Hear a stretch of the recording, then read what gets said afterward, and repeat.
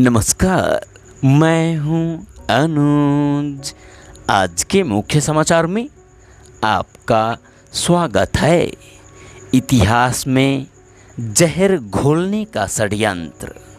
बिहार में जन्मे ब्रिटिश विचारक जॉर्ज ऑरवेल का कथन है, लोगों को मिटाने का सबसे कारगर उपाय यह है कि उनकी अपने इतिहास की समझ को मिटा दिया जाए। प्राचीन भारत के इतिहास को लेकर कुछ ऐसा ही खेल चल रहा है। हमारे प्राचीन इतिहास के लिखित प्रमाण कम मिलते हैं। इसी का लाभ उठाकर उस काल के शासकों और ब्राह्मणों को हूण और इस्लामी लुटेरों जैसा असहिष्णु बताकर बौद्ध धर्म की विरासत के विनाश का ठीकरा उनके सिर फोड़ने के प्रयास चल रहे हैं, ताकि हिंदुओं और बौद्धों के बीच बैरभाव की दीवार खड़ी हो सके।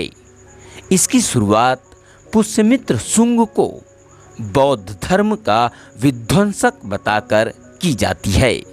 कुछ बौद्ध ग्रंथों में पुष्यमित्र शुंग को बौद्ध भिक्षुओं का संहारक और स्तूपों का विनाशक बताया गया है। इसका पहला उल्लेख 3वीं से 5वीं सदी के बीच लिखे गए बौद्ध जातक अशोकावदान में मिलता है। बौद्ध जातक अशोकावदान में कहा गया है कि पुष्यमित्र ने पटना के पास कुक्कुटाराम विहार पर चढ़ाई करके बौद्ध भिक्षुओं का संहार किया और वहां से उसने सियालकोट जाकर हर भिक्षु के सिर के लिए 100 रोमन दिनार देने का ऐलान किया। बौद्ध महायान शाखा के 8वीं सदी के ग्रंथ मंजूश्री मूल कल्प में कहा गया है कि गोमीमुख नामक राजा ने कश्मीर से पूर्व क्षेत्रों में स्थित विहारों और भिक्षुओं का विनाश किया। बौद्ध ग्रंथों में पुष्यमित्र शुंग की बौद्ध धर्म विरोधी हिंसा के इन उल्लेखों को लेकर कई समस्याएं हैं। एक तो ये ग्रंथ पुष्यमित्र के काल से 400 से 1700 साल बाद के हैं। दूसरे, इनमें हिंसा की घटनाओं के वर्णन में बड़ा अंतर है। तीसरे, अशोकावदान में जिन रोमन दिनारों का पुरस्कार देने की बात कही गई है वे पुष्यमित्र के समय चलन में ही नहीं थे। चौथे, पुष्यमित्र के ब्राह्मण होने का कोई प्रमाण नहीं है। अशोकावदान ने तो उसे मौर्य वंश का आखिरी राजा बताया है और हर्षवर्धन के राजकवि बाणभट्ट ने अनार्य। 5वीं समस्या यह है कि अभिलेखीय प्रमाण और चीनी बौद्ध यात्रियों के यात्रा संस्मरण पुष्यमित्र का बौद्ध विरोधी होना साबित नहीं करते। न ही शुंगकालीन किसी ऐसे हिंदू मंदिर या मठ के अवशेष मिलते हैं जिन्हें पुष्यमित्र या उसके वंशजों ने बौद्ध विहारों को तोड़कर बनाया हो। बौद्ध धर्म का भारत से लोप होने के 2 बड़े कारण हो सकते हैं। पहला, बौद्ध धर्म और दर्शन में कोई ऐसी प्रमुख विशेषता न दिखना जो उसे हिंदू धर्म और दर्शन से विशिष्ट और आकर्षक बना सके। दूसरा, हूणों और इस्लामी आक्रांताओं के हमले जिन्होंने बौद्ध विहारों को ध्वस्त किया और भिक्षुओं को मार भगाया। बौद्ध स्तूप कला के उत्कृष्टतम नमूनों में से एक भरहुत का शिलालेख बताता है कि वह पुष्यमित्र के शासनकाल में बना। पुष्यमित्र शुंग के शासनकाल में ही सांची के स्तूप का विस्तार हुआ। मथुरा में शिलालेख बताता है कि पुष्यमित्र के सामंत धनभूति ने वहाँ के एक बौद्ध संघाराम के लिए तोरण द्वार और परकोटे का दान किया। पुष्यमित्र के पुत्र अग्निमित्र का तो अमात्य ही बौद्ध भिक्षु था।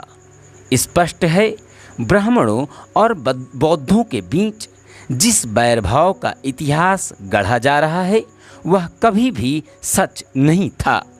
इसीलिए चीन से आने वाले बौद्ध यात्रियों फाहियान, हेनसांग और इत्सिंग ने अपने यात्रा संस्मरणों में न पुष्यमित्र की हिंसा का कोई उल्लेख किया और न ही हिंदुओं और बौद्धों के बैरभाव का। आजकल कुछ वामपंथी इतिहासकारों ने नालंदा महाविहार के विध्वंस का इतिहास बदलने का अभियान छेड़ रखा है। उनका कहना है कि नालंदा के रत्नोदधि, रत्नसागर और रत्नरंजक नाम के पुस्तकालयों को बख्तियार खिलजी ने नहीं बल्कि एक ब्राह्मण साधु ने जलाया। एक अकेले साधु का हजारों भिक्षुओं और रक्षकों के होते हुए लाखों किताबों वाले पुस्तकालय की 3 इमारतों को अपनी सिद्धि के बल से जलाकर भस्म कर देना साफ तौर पर किंवदंती है, इतिहास नहीं। तुर्क लुटेरों और खासकर बख्तियार खिलजी की हिंसा का सबसे प्रामाणिक उल्लेख फारसी इतिहासकार मिन्हाज अल सिराज की 1260 में लिखी गई किताब तबकात ए नासरी से मिलता है। इसमें लिखा है कि बख्तियार ने बौद्ध भिक्षुओं को सिर मुंडे ब्राह्मण समझकर उनका कत्ले आम किया और इमारतों से धन दौलत की जगह पुस्तकें मिलने पर उन्हें नष्ट किया। उसके द्वारा ध्वस्त किए गए विहारों में विक्रमशिला और ओदंतपुरी के नाम तो हैं पर नालंदा का नाम नहीं है। इसी आधार पर तर्क दिया जा रहा है कि बख्तियार ने नालंदा और उसके पुस्तकालयों को ध्वस्त नहीं किया, पर यह सही नहीं, क्योंकि नालंदा में रहकर किए गए बौद्ध लामा धर्मस्वामी ने अपने संस्मरण में तुर्क लुटेरों के आक्रमणों से हुई नालंदा महाविहार की दुर्दशा का विस्तार से वर्णन किया है। इसलिए केवल अल सिराज द्वारा नालंदा का उल्लेख न करने भर से सिद्ध नहीं होता कि बख्तियार ने नालंदा पर हमला नहीं किया। ऐसा कैसे हो सकता है कि विहार लूटने निकला लुटेरा ओदंतपुरी को लूटकर उससे केवल 5 मील दूर सबसे बड़े और संपन्न विहार को लूटे बिना लौट गया हो? आखिर जिन तुर्क लुटेरों ने मंदिरों, स्तूपों और भिक्षुओं को नहीं छोड़ा, वे भला पुस्तकालयों को क्यों बख्शेंगे? महाविहार की दुर्दशा तुर्क लुटेरों के हमलों से हुई, जिन्होंने भिक्षुओं को मारा और स्तूपों, मंदिरों का विध्वंस किया। अल सिराज ने लिखा है कि विक्रमशिला और ओदंतपुरी का विनाश बख्तियार खिलजी ने किया। नालंदा और ओदंतपुरी विहार लगभग सटे थे। ऐसे में यह मानना कितना तर्कसंगत है कि नालंदा में और सारा विध्वंस तो तुर्कों या बख्तियार खिलजी ने किया, पर पुस्तकालयों को कोई साधु जला गया। नालंदा महाविहार की स्थापना हिंदू सम्राट कुमारगुप्त ने की थी, इसी बौद्ध ने नहीं।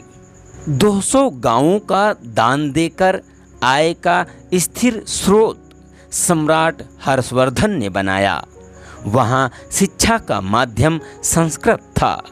वहाँ बुद्ध के साथ साथ विष्णु, सूर्यदेव और शिव के मंदिर भी थे। अपने अंतिम दिनों में यह जया आदित्य नाम के ब्राह्मण के दान पर चलता था और दानदाता अधिकतर हिंदू थे। बौद्ध और हिंदू आचार्यों के बीच शास्त्रार्थों के विवरण तो खूब मिलते हैं, पर आपसी हिंसा का कोई ठोस प्रमाण नहीं मिलता। आखिर इन तथ्यों के आलोक में हिंदू बौद्ध दुश्मनी का इतिहास गढ़ना कितना सही है? लेखक BBC हिंदी के पूर्व संपादक हैं शिवकांत शर्मा जी। बहुत बहुत धन्यवाद।